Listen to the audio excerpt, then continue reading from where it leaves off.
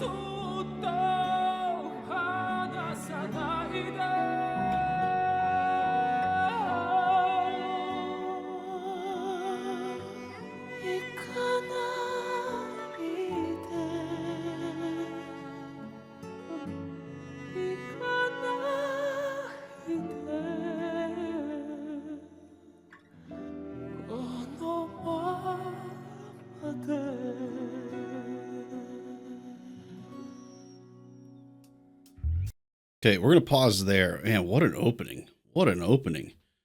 Um, I love the use of the cello in this. The cello, especially going between the two registers of the cello, and kind of that on top of his voice. Really, really a great choice in terms of voices and tone qualities to use there. Something that immediately stuck out to me, though, very different than usual. We're going to go way back to the beginning here, folks. So typically, if you are a vocalist at all, you understand what releases are. I tend to say releases because I come from a string slash jazz background. So I tend to say releases because that kind of covers both voice, strings, music, wind instruments. It covers a little bit of everything. So release is basically when you end the note, you end the sound production. With vocalists, typically, once you stop singing, you want the sound to stop. You want it to release. And at the beginning of this, he's not necessarily doing that. What's really intriguing here is that he stops vocalizing. He stops creating a pitched tone with his voice, but allows kind of this airy, breathy sound to continue beyond the actual vocalized note before he finally does actually fully release the note. It's a very unique performance decision, I guess, is the way I would describe it. You don't typically hear this in music. We would often consider it to be a very poor technique to use. You don't want that sound to carry on beyond the actual vocalization. but clearly he's doing this intentionally here. I want to go back and just listen to that and see if you guys can hear that. What I'm pointing out here, you can really hear how much he carries it on pretty long. It's not a short period of time.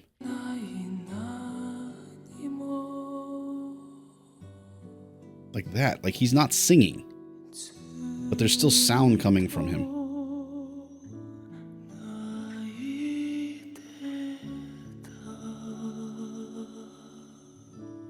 There again. So he's not actually making a vocalized pitch at that point. He's more like just kind of air whispering a sound, if you will. It's even more pronounced at the beginning of it. He started to actually kind of carry it over a little bit more at that point, but it's very pronounced here.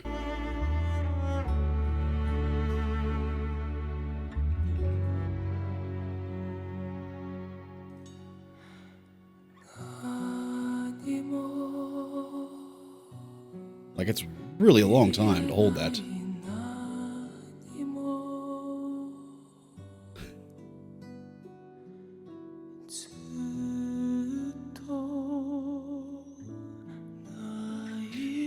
Just something that I find very interesting. Again, you don't typically hear that.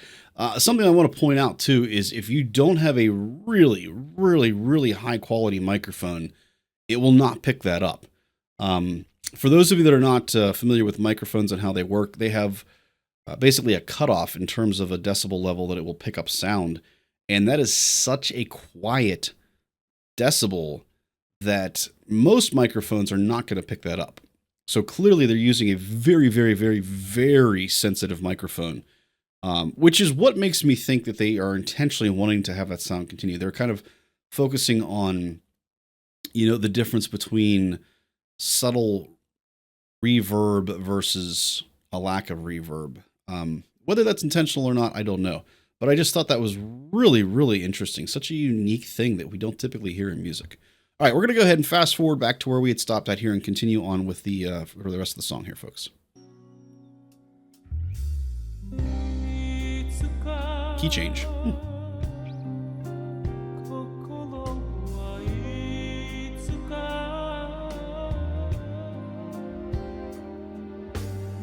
That was cool.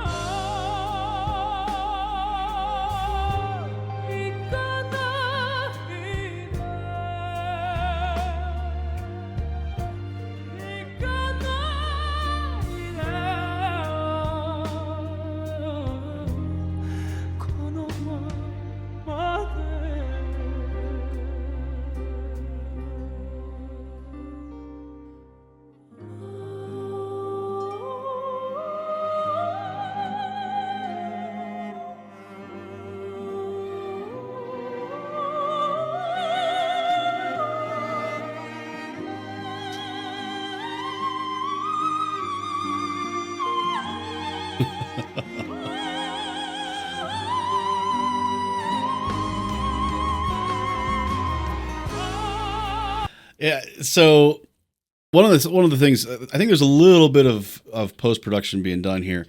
But one of the fun facts, you guys can see that he's moving away from the microphones. So we're talking about microphones here with this and kind of focusing on that at the opening part of this. We'll kind of continue that discussion here. You can hear there's some definite changes in terms of the gain of the microphone and how much it's picking up. Part of that is him. Part of that is, I think, being done in post production, or I should say, it's being done in the studio. Somebody's controlling the gain of the microphone as they go.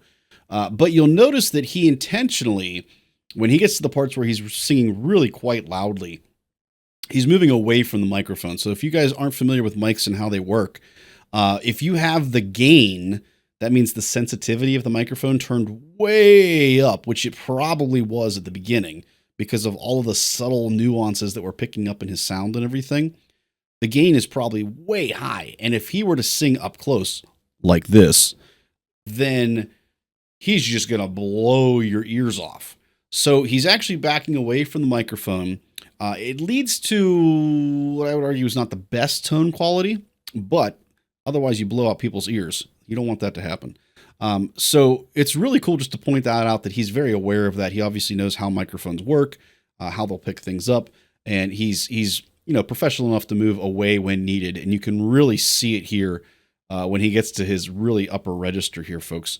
It's another reason if you've ever watched somebody sing the Star Spangled Banner and they move the microphone away from their mouth as they're singing super loud parts, that's why.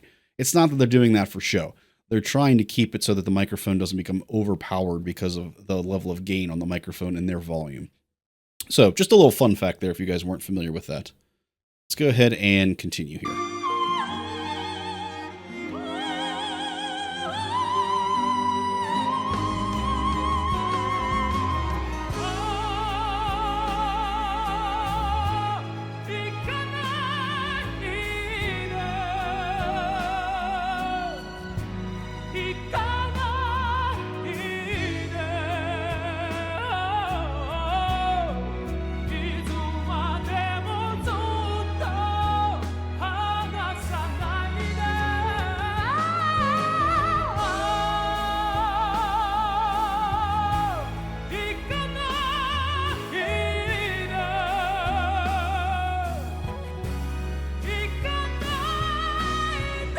Must be a guitar.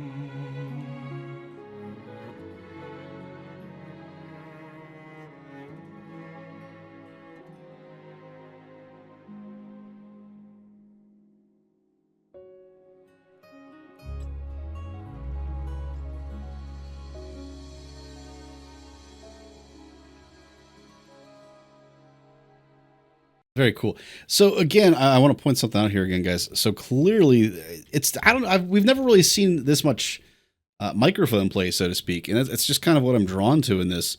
So when he gets to the end of this loud section, we have normally you would have just complete silence because everything would drop off.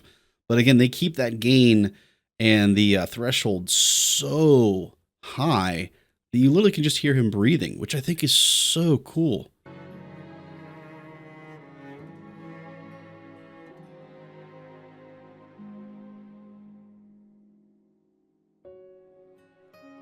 Sorry, we gotta go back a little further than that. My fault. Yeah, it's right around here.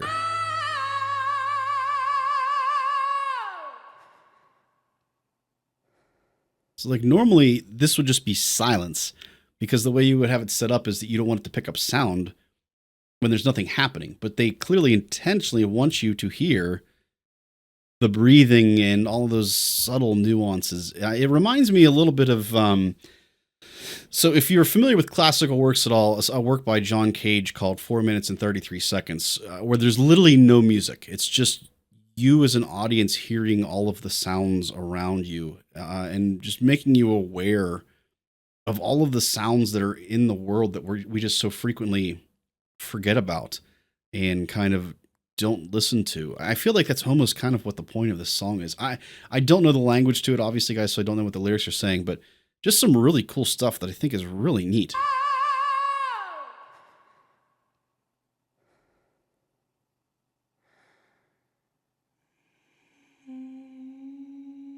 to slide into that.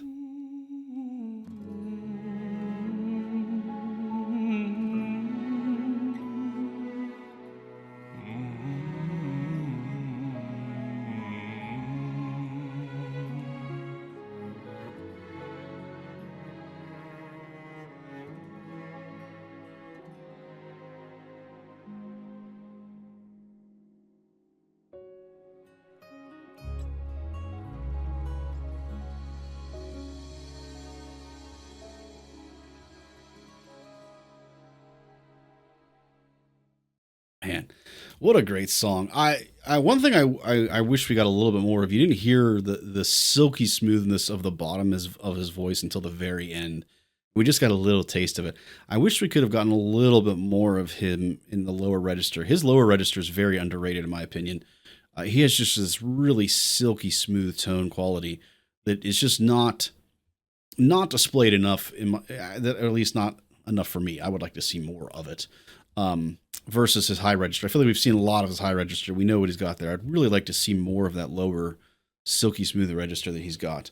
Because man, it's like butter. Ugh, it's so good. So good, guys. Hopefully you enjoyed what you saw today. If you did, I'd appreciate if you guys gave a like. If you'd like to catch more of the content that we've got coming out, make sure you guys subscribe and turn on notifications so you don't miss anything. Last but not least, if you would like to join us over on our Discord to discuss music further and all things nerdy, check that out in the video description down below. All right, everybody. Catch you next time.